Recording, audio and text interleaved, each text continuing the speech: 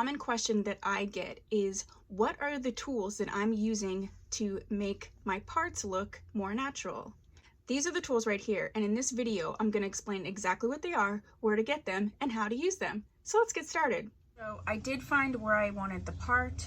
I sprayed it and clipped it down just until it's almost dry. I did put some powder in the part. I just use this, it's like for eyeliner, it's like a toothbrushy. Sometimes they call them oval makeup brushes. You can see, I love them for wigs, because this one here, like if you need to add rooting or close a part up, these are perfect for that.